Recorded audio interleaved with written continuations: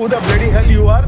ఈ సాదిక్ ఖాన్ చేసింది తప్పు అయితే కనుక అది పూర్తి విచారణ జరిగిన తర్వాత అతను చేసింది తప్పు అని చెప్పేసి నిరూపిస్తే అతనికి ఉరి శిక్ష విధించాలని చెప్పేసి ముస్లిం సమాజం తరపు నుంచి, మైనారిటీ సమాజం తరపు నుంచి, మానవతా సమాజం తరపు నుంచి అందరికన్నా ముందు నేను డిమాండ్ చేస్తున్నానండి. ఖురాన్ ఏం చెప్తుంది? ఇప్పుడు ఖురాన్ నేర్చుకోండి అని చెప్పేసి చెప్తే మటుకు 100% కాదు, 200% తప్పు. ఏమంటే ఇస్లాం ధర్మంలో ఎలాంటి బలవంతం లేదు అని చెప్పేసి.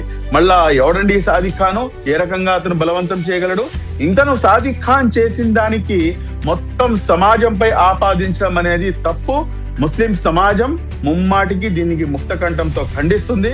ఇతనికి ఒకవేళ టెర్రరిస్టులతో లింకులు ఉంటే కనుక ఇతనిపై NIA యాక్ట్ నమోదు చేయాల్సింది. NIA కాదు, UAPA కింద కూడాను మీరు కేసు నమోదు చేసినా గానీ మేము ఎక్కడా కూడాను సాదిక్ ఖాన్ కి వేసుకొని రావాల్సినటువంటి అవసరం లేదు. రాష్ట్ర ప్రభుత్వం, ఈ ప్రభుత్వం, ఇక్కడ ఉన్నటువంటి ప్రభుత్వం హిందువా, ముస్లింవా, క్రైస్తవుడా అని చెప్పేసి చూడకుండా అందరి ముఖ్యమంత్రి ప్రియతమ శ్రీ గౌరవ నారా చంద్రబాబు నాయుడు గారు ఇక్కడ పరిపాలన సాగుతుంది.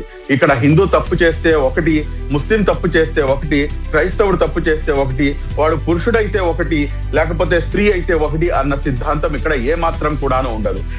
రాష్ట్ర ప్రభుత్వం అందరికన్నా ముందు వరుసలో నుంచొని ఈ రోజున ఈ ఇష్యూ ఇంత మొత్తం మీడియా మాధ్యమాల్లో దీనిపై ఇంత చర్చ జరుగుతుందంటే దానికి గల కారణం ఏంటంటే ఈ రోజున రాష్ట్ర ప్రభుత్వం తీసుకున్నటువంటి ఇనిషియేటివ్ వల్లనే ఈ రోజున నొక్ అండ్ కార్నర్ ఈ ఇష్యూ జరిగింది.